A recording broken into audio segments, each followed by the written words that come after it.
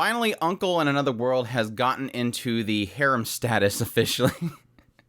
Oh, but yeah, long delay since the last episode, and finally we got episode 5 of Isekai Uncle, and as usual, it's absolutely fantastic. I missed it so much, and what an episode, what an episode. A lot of fun in this episode around region locking and different languages, different games, but at its core, like I said earlier, starting to get into the whole harem aspect. And not only that, but yes, technically trying to hit a little bit on the idea that Uncle's not the first one to get taken over this world. And it was so funny that despite the fact that it's starting to go, oh, by the way, we have a story here, there's going to be some history here, it's like it completely glosses over it to focus back in on this whole harem aspect. So really great episode as usual. Really loved it. Love seeing Mabel come back. I really was expecting Mabel just to be kind of a junkie, but what they kind of did instead was, it almost felt like they were going to go with the yandere route, but they didn't really do that. It was just more of the fact that her entire life itself has been pretty much destroyed by his actions, and she's kind of upset about that. But transitioning into this discussion was this whole aspect of the baseball itself, which I thought was kind of funny, going into the idea that, yeah, technically I could see the efforts that these baseball players put into their game, so I don't want to use my magic to go get into baseball and make a bunch of money that way, because they put a lot of effort. I can see that effort because I got a really good playthrough of Alien Soldier, which completely gets destroyed later on because internet. But no, that gets into terminology and the fact that, yes, once somebody attempted to assassinate him, which was kind of funny because they open it up, this idea that Mabel confronting him was the one that was trying to assassinate him. But no, it gets into later. It's like way later that they actually punchline that, I guess. But yeah, seeing Mabel come back was great. Just her getting super crazy, trying to attack him, but he knows that she doesn't want to kill him. But yeah, just her like laying it out, just yelling about everything that he screwed up. The fact that he went and killed the dragon, didn't melt her heart, all that stuff was just yay. And he's like, yeah, yay. She's not being excited. She's being sarcastic. But no, it was funny because they have this whole conversation back at the end, and he literally goes, well, what happened? Well, the villagers said that unless I work hard and pay my part, they're going to make me into the village dog or something like that. So she got angry and decided to freeze all the villagers' feet, all 108 of them, and then drip water on their back for a while. Like, where did she go to that conclusion? It kind of turned into the idea of her being more like sadistic, but again, they didn't really kind of play off of that. Like everything that I kind of figured that they were going to do with Mabel, they ended up kind of doing something different. Like I said, at the very beginning, I thought it was going to be like she's going to go yandere. Like I was expecting her to start saying, "Where's the elf? Why are you not with the elf?" And then jump to this whole situation where she's dripping water on people. I figured it was going to transition to something with her doing something like that to Uncle, but they never really did. So I'm still kind of trying to figure out what exactly they're doing with Mabel. Maybe she's going to be a mixture of multiple things. Like, again, Elf is just strictly tsundere. But of course, he gives them a ring. She completely misunderstands it, just like the elf. Super makes her mad. The sword starts melting, and then he finally says, oh, well, you can sell it. Like I told you, you'll never have to worry about money again. And she goes nuts. And sure enough, Elf shows up and finds him strapping her down.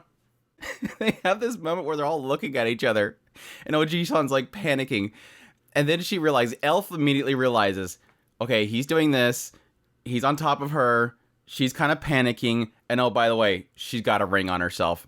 Yes, I know what you're going through, girl. So it turns into this whole, like, the two of them coming together, which I thought was absolutely fantastic. I kind of assumed it would be one of those things where she kind of understands what's going on, but at the same time, she just directs her hatred straight to Oji-san. But no, she kind of just works with her and says, okay, well, I'll free you. That way you can destroy him. It is kind of funny that Elf, like, immediately something happens in that inn. She immediately just, like, charges down that hallway, almost like she's waiting for it. Like, she's looking for an excuse to go see him. And yeah, sure enough, when she opens the door, she's like, well, I guess I could sleep in here tonight with you if that would make you comfortable. It's like, okay, that girl is just waiting for the moment. It was super good. And yes, technically the conversation that they end up revealing later on afterwards gets into what Mabel was kind of picking up on, that he was talking about this other world. And that ended up being this whole idea that 400 years prior, the patriarchy of this this ice clan apparently traveled from this other world, which what they call Irelar's Japan Bahamal, which I'm not sure exactly if that's referencing something, and I'm completely missing it. I'm not sure if the Irelar's and the Bahamals is something, but apparently some samurai that talked to the god told them that they were going to have whatever they want. They asked for a weapon to kill the gods. They laughed, and then literally Elf interrupts her. I love this because it's like, It's acknowledging the idea that this is exposition dump because Elf already knows this information. So it's like whenever you see a show or a story where they have somebody to start laying out all this stuff about history, and then everybody just kind of listens and goes, yeah, I remember. They said that it was from Elara's Japan Bahama, right? Yes, that place. And you remember that one part in the story that we've all read in this world where this happens? Yeah, I remember that part. It literally just has Elf says, yes, I know. Yeah, I got that part. We read it all the time. But it's funny because Takafumi and Fujimiya and obviously probably even Uncle, they all want to know this information. We want to know this information, but Elf doesn't care. Elf's more worried about, you think this orc face is one of them? Seriously? I just thought it was really cool. I thought the way that they killed off that exposition jump was hilarious. And then having Mabel like, that's literally the only thing that I could do with confidence, and you interrupted it. You interrupted the only thing that I know how to do with confidence. Like the only thing that she's really designed to do, like an NPC character. That's why they turn like the whole region coding stuff along with the translation stuff and kind of bring it together with this idea that once he first got there, he actually did have a god, or I think it was technically a goddess, trying to ask him what his wish was while he's being like nearly executed by these guys. And he literally in his mind was only thinking about, I wish we could all understand each other. That way we can talk this out. And sure enough, his whole wish for this entire isekai was that he got the ability to talk to people, which is technically, if you, in a lot of cases with the isekai shows, that's usually typically one of the most powerful things because you can speak to anybody. You can thus form, bonds and contracts. And yeah, technically there's probably a side of the fact that, Uncle's able to talk to all these people that it works out for him. But it's funny because when they introduce the idea of different regions and stuff, he talks about Altered Beast.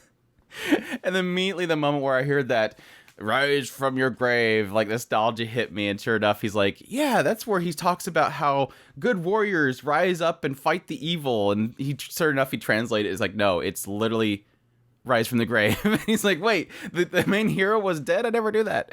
It was a lot of fun. Fantastic episode though. Like I said, so glad this show is back. I cannot wait to keep watching this show again. It was 2 weeks delay since the last episode, and it has been a struggle every single week around this time when I'm normally going to be checking it out. It's like, where's it at? I can't.